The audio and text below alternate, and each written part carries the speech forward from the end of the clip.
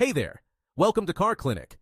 Today we're talking about what to do if you've changed your spark plugs and ignition coils but your engine is still misfiring.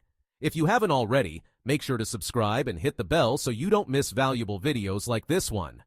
Let's dive in.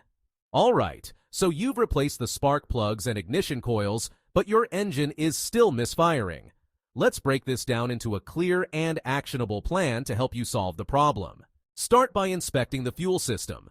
Misfires often occur when one cylinder isn't getting enough fuel, which could be due to a clogged or malfunctioning fuel injector. To address this, run a high-quality fuel injector cleaner through your system to remove any buildup. If that doesn't work, you'll need to inspect the injectors directly. Remove them and check for signs of dirt, damage, or wear. A simple way to confirm if an injector is the issue is to swap it with another cylinder. If the misfire follows the injector, it's time to replace it.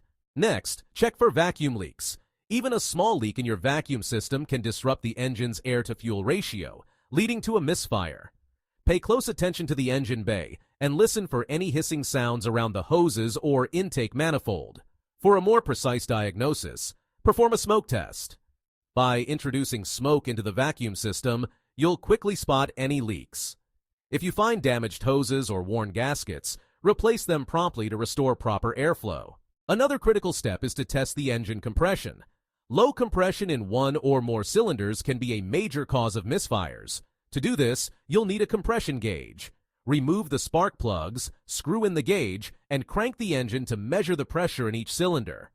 If one cylinder reads significantly lower than the others, you might have an issue with the piston rings, valves, or even a head gasket. These repairs can be complex, so consider consulting a professional if necessary. From there, move on to your engine sensors. Two key players in managing your air-to-fuel mixture are the mass airflow sensor and the manifold absolute pressure sensor. A dirty or faulty sensor can throw off the engine's performance and cause misfires. Start by cleaning the mass airflow sensor with a specialized cleaner. If your car continues to misfire, check the manifold pressure sensor and replace it if needed. Don't forget about your catalytic converter.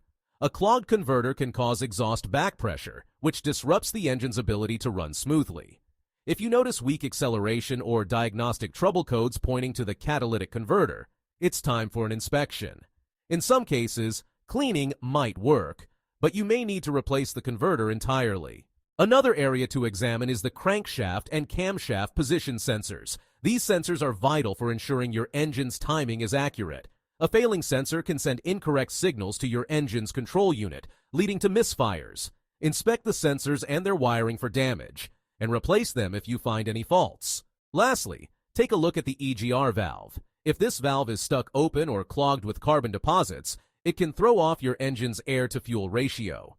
Remove the EGR valve, clean it thoroughly, and reinstall it.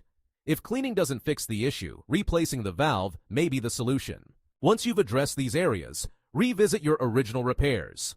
Double-check that your spark plugs are properly seated and the ignition coils are securely connected. Inspect the wiring harness for cracks or corrosion, as even a small issue with the wiring can cause a misfire. If none of these steps resolve the issue, it's time to look at the engine control unit.